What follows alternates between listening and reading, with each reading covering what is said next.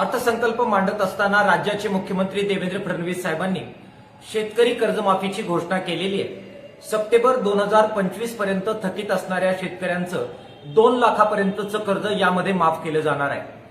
किसान सभेच्या वतीनं या घोषणेचं आम्ही स्वागत करतो।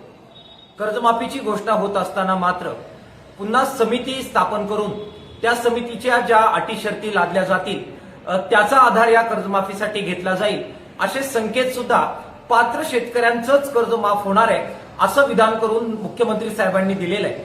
त्याच्याशिवाय 2 लाखाच्या वरचं कर्ज सुद्धा या कर्जमाफीमध्ये धरलं जाणार नाही।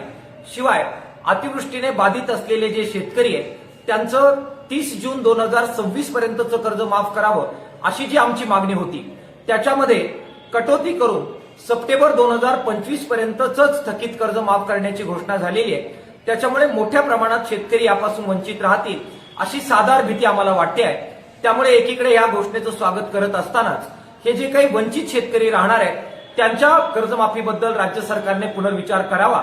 त्याचबरोबर जे नियमित कर्जदार शेतकरी आहेत त्यांचं केवळ 50,000 रुपयाचं प्रोत्साहन अनुदान देऊन त्यांची बळवणूक करण्यात आलेली आहे। त्यांच्यावर हा एक प्रकारचा अन्याय आहे। त्यांच्या कर्जमाफीचा सुद्धा विचार राज्य सरकारने करावा अशा प्रकारची अपेक्षा आणि मागणी आम्ही किसान सभेच्या वतीनं करतो आहोत।